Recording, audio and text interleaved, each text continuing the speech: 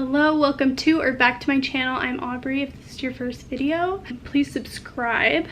Helps me out a lot. So I get a lot of questions about my Instagram, how I edit, how I plan my feed. I think it's very personal and it's kind of like your own little photo diary. I love Instagram. I've always loved my outfits and showing my outfits through photos. So I was always really drawn to Instagram. Recently kind of changed up my style. I used to really heavily over edit, and now I like to very minimally edit and just kind of keep things really strong and fresh. This was my job for a little while. I was taking photos for bloggers and now I do it for myself. So I know a little bit about this and I definitely have some practice, but I just kind of wanted to share what I'm doing lately and the apps that I use, the tools that I use. Okay, rule number one, lighting is everything. If you don't have good lighting, you're done. I turn into a whole different person when I have good lighting, and then when you see pictures of yourself in bad lighting, it can really throw you off and you can really get really down about yourself, when really that's not how you look. Instagram is a highlight reel, and it's also the best lighting highlight reel, so you can't beat yourself up about bad photos, because it's all about lighting, it's all about angles. What you see isn't always what you get. But just take everything with a grain of salt and just try to have fun with it. Personally, for me, I don't trust people to take my photos anymore. They just never come out how I want. They always make me super down about myself because it's the wrong angle. Especially love my boyfriend to death, but he is so horrible at taking photos. He's so tall, he just goes like this. It's the worst. Oh my gosh,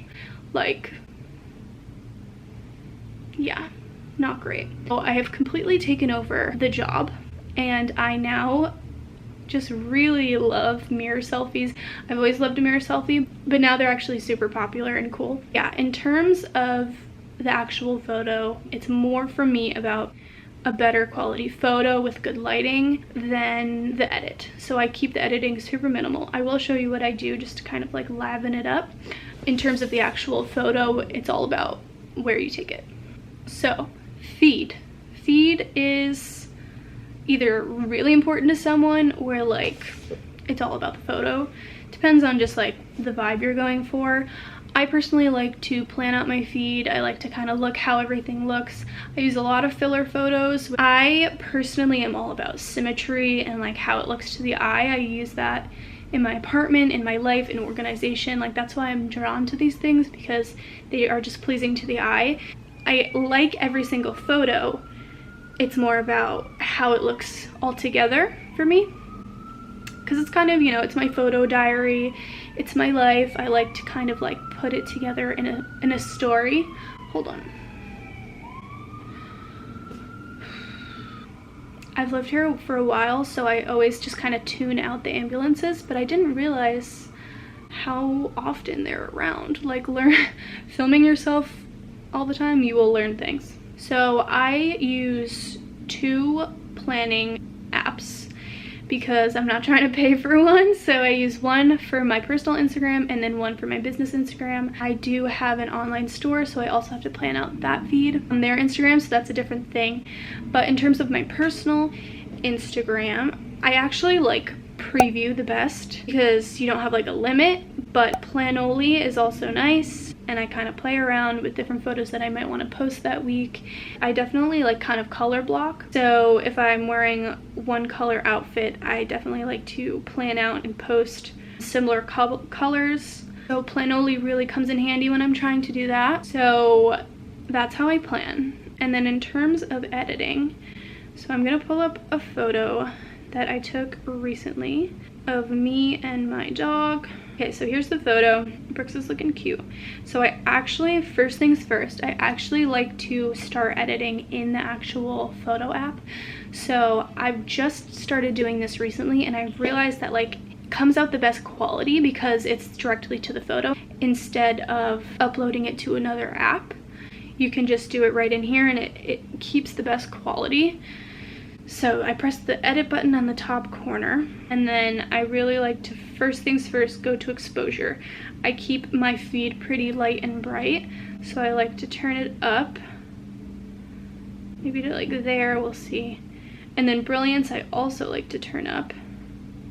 Highlights I like, I think the exposure is a little too high because my hair is looking white. Highlights I like to turn up, and shadows I like to turn up. See, because it makes it like darker. But contrast, which I used to really be heavy on the contrast, and that's what made it look so over edited, I actually like to turn contrast pretty far down. Like if you look at my dog, when I turn it down, he looks just more like fluffy. So I turn down the contrast, turn up the brightness a little bit, and then I turn up the saturation a little bit to kind of bring some life back into us. And then I really like to keep it sharp, so I turn up the sharpness and I turn up the definition. And then I press done, I have a look at it. I might go back, turn down the, I like the exposure up. I just kind of play with it, honestly. Every photo is different. Maybe I'll crop it a little bit because I don't like that TV in the corner, but I like to keep myself in the middle. So I'll crop it. I think I'm gonna define it a little bit more. Yeah, there we go. So I like how that looks. Although I like to keep it minimal in the editing of the actual photo, I do know a lot of tips and tricks for like different photos. So say there's something that I want to remove or whiten. I even like Photoshop things for my business and I take out the whole background and things like that. There's a little scuff. There's a little scuff on the wall, so like say I want to take that out, I go to Facetune 1. And then I open the photo and I use the patch details, so you can use this to like kind of pick another, see like here's Brooks's face and then it shows up on the other side. So say I want the white wall and then I just patch over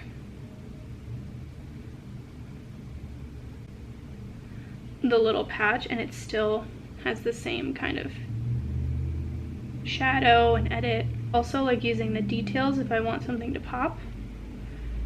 It's a little strong. So that's usually what I use in Facetune 1, so I'll save it.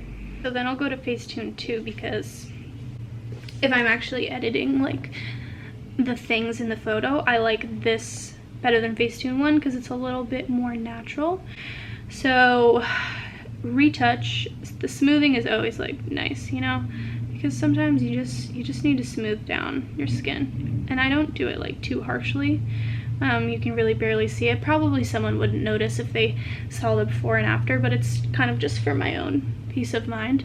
I really like using the details. If I want like something to pop, like say I want Brooks's little face to pop, I'll like detail him. You can go really strong with it. I again like to keep it kind of minimal. And you know, I don't really do much, but say I have like a bright color that I want to glow, like oh my hair right here.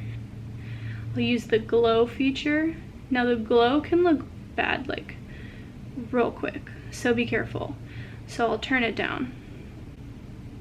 But again, these are like barely making any difference. It's really just for like my own aesthetic. So yeah, I'll save that. And if I really am going crazy, if something's like really wrong, I will use the whiten and I'll whiten the background.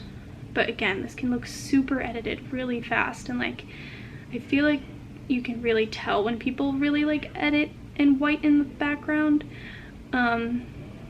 Although of course we all like a white feed, but it can look crazy. So just don't go like, because if I turn it up, it looks so edited. So I like to just kind of keep it natural. Yeah, that's better. All right, and there's my photo. It's bright and light and fun. One other thing that I do that I didn't really need to do for this picture because none of my skin is really popping out, but say I took this photo and like there's some of my skin is there.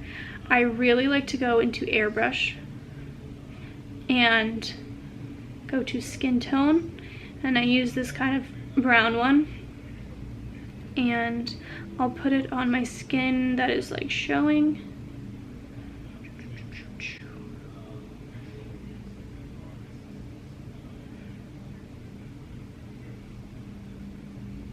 It just kind of gives you like a healthy glow, probably there. For this one, maybe I'd smooth right here out a little bit, because I have those bumps on my arms that sometimes gives me a weird vibe. And that's how I make myself look tan without looking like orange, is airbrush. I think that's like a real good tool. I've turned a lot of friends onto airbrush, and now I just look more like radiant and tan. So these two photos, like, I would post just like this. So that's about it. I like always use my phone. The photos come out nice. I don't feel the need to use a camera. That's how I edit my Instagram photos. Comment down below your guys' Instagram so I can go take a look, check it out, follow you, give you some love. And I'll leave mine linked down below in case you want to go follow me. I would love that because I post a lot on Instagram. I'm really updated in stories and do my everyday. And that's kind of how I actually came over here to YouTube, is through all my Instagram and people being like, oh, you should vlog. Thanks so much for watching. Subscribe if you're not, and I'll see you in the next one.